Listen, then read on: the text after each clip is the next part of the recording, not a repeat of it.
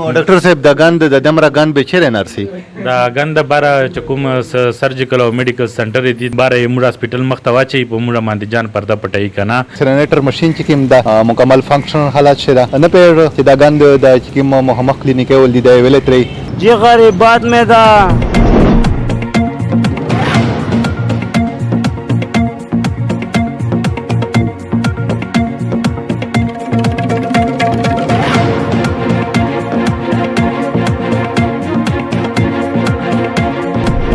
بسم الله الرحمن الرحیم یو دل بیرو غلی ډی ایچ کیو هسپتال سایت دا او د دې چې کوم دا غندینه نه دا غندینه ته د مش کیمرامین شای غټ غټ ټی پی لګیدلې دی او یو ځانا سه ذکر غندینه دی او دا غندینه چې کوم دی د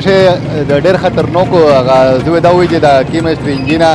او د ټیسټ ولا کیم خولي نه دی یا د کیم انجکشن لګیدلې هغه د انجکشن ول کیم خولي نه دی اپروت دی او دا ډېر خطرناک دی اکثر به د میډ ګوري دا وړي کې د کباړ د پورا ټلایو نو دغه رواجه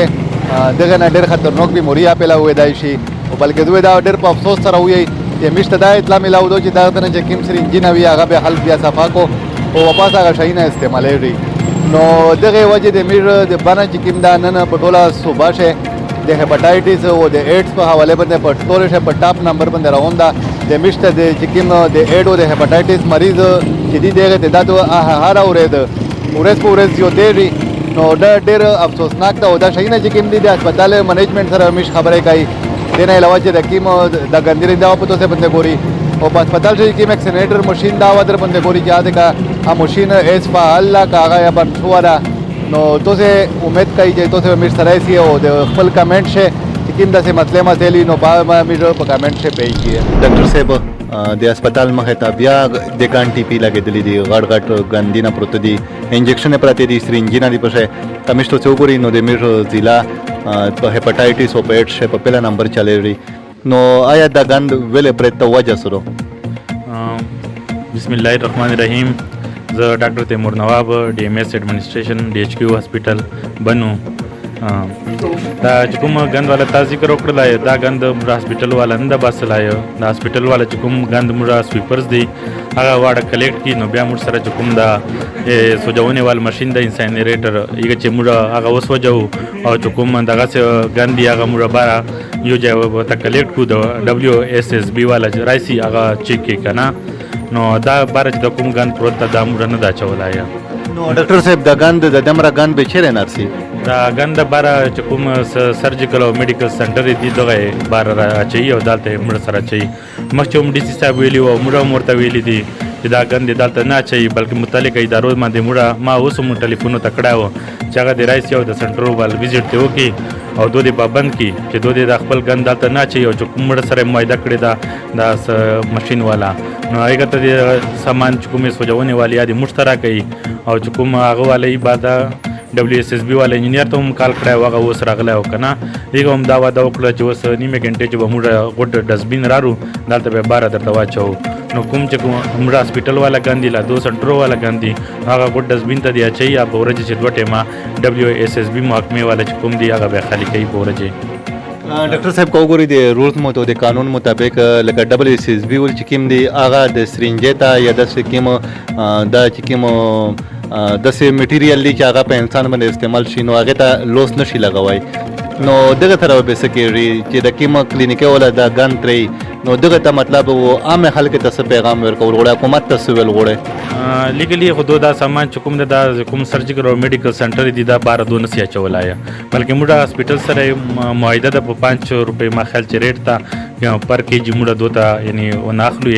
دا موږ یعنی درې کو کنه نو دو پیغام دې باندې عمل کین دا سامان موږ ته نه سپلای کوي بلکې بارې موږ هسپټل مختوا چي په موږ باندې جان پرده پټای کنه چې دا دو را باسلای دا دو خلاف متعلق ادارو ته موږ ان شاء الله اوس کمپلینټ کوو دو په باغ موږ ټیم را وغواړو چې دو پابند کی د دې خبره صفائی والا چې دلته هسپټل مخته دی نه چي ډاکټر صاحب په داسې سنټر شه ډېر غټ غټ ډاکټرون دي او مطلب د سندو چې د عام خلک دي د چنه منپالي خرڅول ول خو نه دي کنه هغه ډاکټرون دي نو دی دا وایلیشن ویل کوي د مر غټ انساني علمیارو یو خو اکثر چې کوم د سنټر والا انتظامیه والدي خو ډاکټران نه کنه او ډاکټر ته اکثر هم پته نه چې دو دا چېرته اچوي او دوهم دو مړه 5 روپۍ پر کیجي په حساب سره دو لکه حکومت یو ریټ ته نو دو هغه پیسو بچت کوونې لپاره کېدای شي دا روپۍ استعمالوي. نو بیا ډاکټر ته په چار نه چې مطلب چې کوم داسې سنټر وي چې هغه د ګن بار کړي نو پاشه پریکټس بند کو نه انشاءالله دا خو په کار ده ورته او دوه ورځو بعد انشاءالله موږ کوشش کوو چې د متعلق ادارو والا پسې راولو او دو ال انسپیکشن په وکړو.